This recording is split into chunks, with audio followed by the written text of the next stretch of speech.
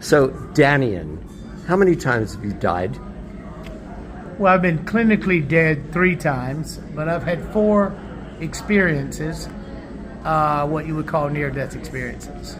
And what did you learn through these near-death experiences? That to even conceive that you're going to die is an insane thought. No one dies. It will never happen. And after being a hospice volunteer for more than 45 years and being with more than 2,000 people going from this world to the next, I can tell you conclusively that you will never die. And when that comes into your thought pattern as a place of value, then you start to really look at who you are and what greatness you can achieve in your life when you are going to be you forever. Because think of how long forever just got if you're never going to die. How sure are you of what you just said? I'll say it again. After being dead more than 4 times, or struck by lightning and dead for 28 minutes, open heart surgery, brain surgery, open heart surgery. Those are near-death experiences except for the lightning strike. And then after open heart surgery, I had to be resuscitated 3 times.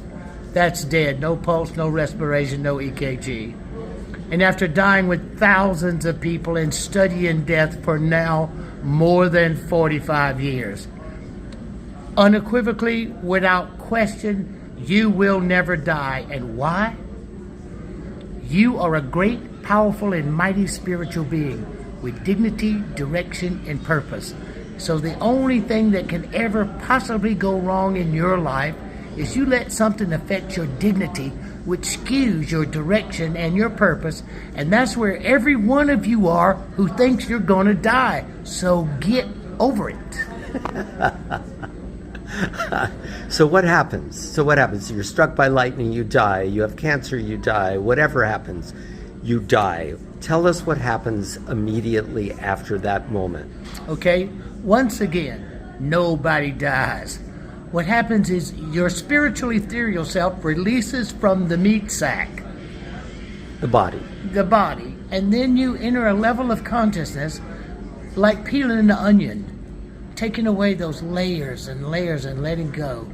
And then you have relief, no pain. Remember, being struck by lightning, I was paralyzed, and the fire that came through the room burnt my eyes. I couldn't see. I lifted out of my paralyzed, on fire, burning body. I had no pain. I could see. I could look what's around me, acclimating, and then down a tunnel to a place of bright, brilliant, beautiful light with a silvery, shimmery essence to it that I can only describe using the word sensual. In the ethereal spiritual world, the sensual nature of you is what you permeate and feel. Your connection to the divine and the divine's connection to you. And then you have the single most important point. You have the panoramic life review. The near-death experience, everyone has a life review, book of judgment, the hall of records, all of this. This exists. You see your entire life pass before you in a 360-degree panorama. Watch yourself from a second-person point of view as though you were your own best friend. So you see how silly you are. And there's just a best friend, so you're not being judged. Then you literally become every person that you've ever encountered. And you feel the direct results between you and that person. You become them. So what's the greatest takeaway of that system? Is paying attention to why you're doing it. Because if you pay attention to the reason for why the action you're taking, it's never what you're doing, it's why you're doing it that matters. What I have learned is to set in motion and look at the reasons why I do things and make sure I'm not petty, make sure I'm not selfish, and make sure the reason I do it is for the betterment of all of us instead of being a bully, jackass, brute, tough guy. Always be smart, be loving, and be appreciative. And keep your dignity intact, because if you think you're going to die, then somebody can scare you with the lack of knowledge you have of what's next. You cannot scare me. So when you look at why you do things or why you have done things, can you give us another example that people can relate to, that they can apply in their daily life? The most important thing about looking at how do you apply the panoramic life review to your daily life, think of this. The measurement of your existence, and I hope some of you have a religious tone, I don't know how to phrase this other than this, that when you look at the value of your life, 360 degrees, second person point of view, and then being every person that you've ever encountered, you're going to know the reason why you did what you did, because you're them. You could have just hurt their feelings because you were mad. Well, you're going to feel that anger. You're going to feel that hurt.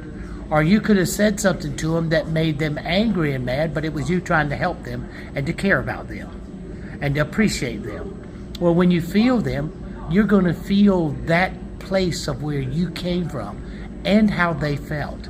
Always remember, it's never what, it's why. So why I'm doing these videos is the guy who's doing this, I love him and appreciate him because he's a great warrior and a great person. And I hope that every one of you that listens to this, remember, I love you and I appreciate you because I love and appreciate me. Are we all the same? Are we all one? Are we all God? So a lot of times people say, are we all one? Are we all the same? Are we all God? Well, what's the most important thing to remember about that is we in this particular form, this particular dimension, this third dimensional reality, we are the golden ones. Everybody wants to be us. So all the aliens, extraterrestrials, interdimensional, Satan worshipers, all that, they all want to be us. They're all jealous and envy of us because we are the golden divine ones. Great, powerful, and mighty. Take time to look those three words up in the dictionary and apply them to who you truly are, a spiritual being with dignity, direction, and purpose. And remember, if you love and appreciate you because who you are, and I just said that, then the nature of being loved and appreciated is an automatic reflection of what I'm telling you to be the truth. Any last words? You're not afraid of dying, are you? Well, any last words? Am I afraid of dying? How could I be afraid of something that never happens? It will never happen. Never. Get over the fear complex. Get over it. It won't work once you take your last breath. And all that stuff you think's going to happen, pay attention to the near-death experience. Don't believe everything you hear people say. And remember, people are describing them in their own unique ways. But take from it the fact that they have reached past the boundary of what we call the end and reached into what we truly know is the journey back home. We come from there here. And we go home when we finish this job. And we will do a series of videos on what the job is and what the reason for this job is and how do you get the best out of it. Dannion Brinkley, how do people find out more about you and your work? Go to lightstreamers.com, Mr. Mebit, and welcome to the family. And come on down. Thank you, brother. Thank you. Love you. Love you too, man.